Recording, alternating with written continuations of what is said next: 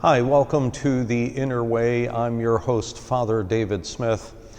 Today we're going to continue our overview of unseen warfare. We've been doing this for some time now. Occasionally I call it a study of unseen warfare, but we're really not studying the book. I'm kind of taking you quickly through it, taking us quickly through it, and especially just sort of lifting out parts of the book that are especially meaningful to me.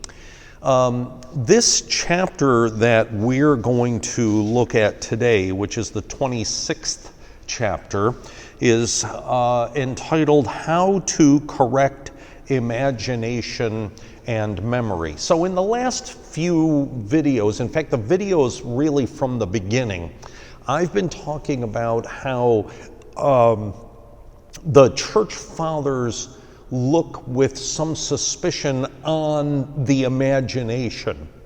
And this chapter, chapter 26, really looks into that. It's a long chapter because there's a lot to be said about the imagination. So it's talking, if you remember from previous programs, we were talking about in order to achieve unity with God, one of the things we need to be mindful of is our senses. Where are we putting our eyes? What are we listening to? What are we touching and tasting and so on?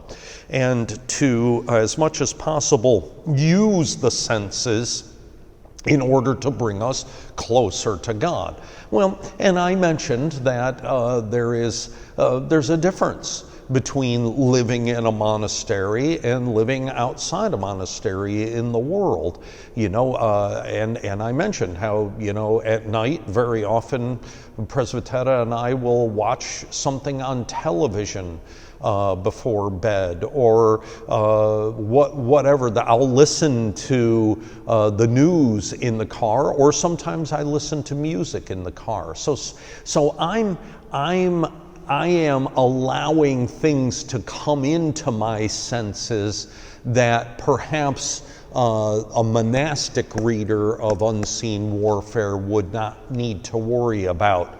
I like chapter 26 because really it addresses more of the fundamental problem with the senses. It isn't so much that I'm putting my eyes where I should not put them. Maybe I do sometimes in passing. Something surprises me on the TV that I didn't expect, or whatever the case may be. Sometimes that happens, but it's not a habit of mine to look at things that I shouldn't be looking at, or to listen to things that I should not be listening to. And this chapter really addresses that and says it is not so much where you put your eyes, but where you put your imagination, what you remember, what you dwell on in those quiet moments.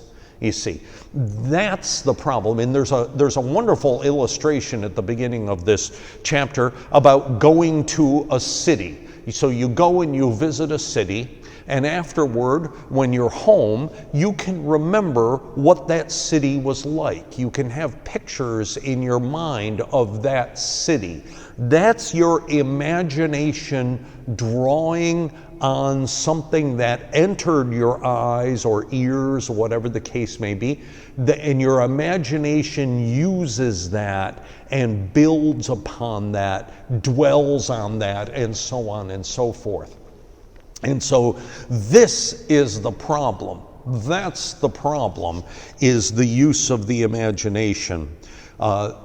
To read from the beginning of the chapter, this visualization of sensory objects greatly bothers and disturbs people anxious always to remain with God.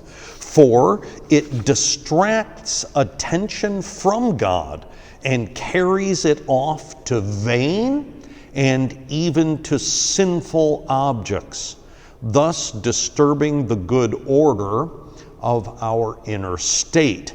We suffer this not only when awake, but also from dreams, the impression of which often lasts for several days. My dreams don't stick with me for several days, but sometimes when I sit and I imagine things, I can really find myself going back to them again and again and again.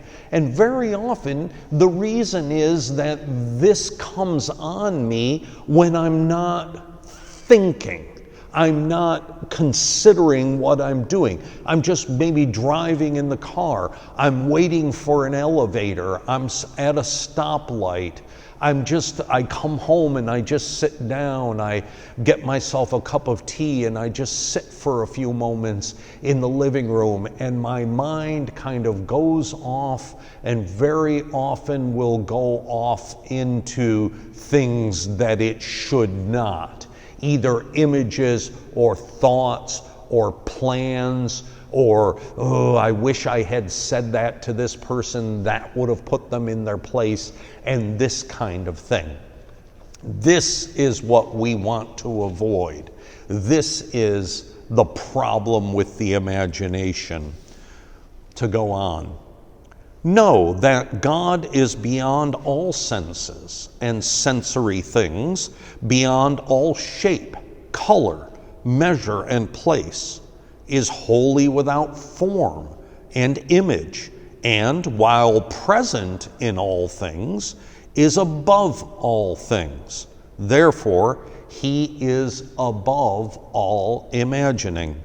No imagination can be admitted in relation to God, for he exceeds all mind. Now that last part, no imagination can be admitted to God, that last part is a quotation from a book called The Writings from the Philokalia on the Prayer of the Heart, which is translated by the same people who translated Unseen Warfare, whose names escape me right now, Kedlowski and Palmer.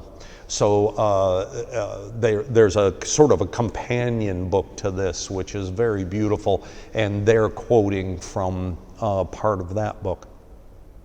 There is no imagination, so we don't sit and imagine what God looks like. We don't imagine what color God is or what he sounds like. There's nothing like that. When we are communing with God, we are communing with him directly in a spiritual way, not in a sensory way. We don't see anything in relation to God or hear anything. And so this is the beginning of chapter 26. We'll go on and study this more next week, because the imagination is really an issue, is a thing that requires a lot of our attention, a lot of our watchfulness, and our planning. So we'll continue our study of chapter 26 next week. I hope that you'll be able to join us, and until then, God bless you, and I'll see you in church.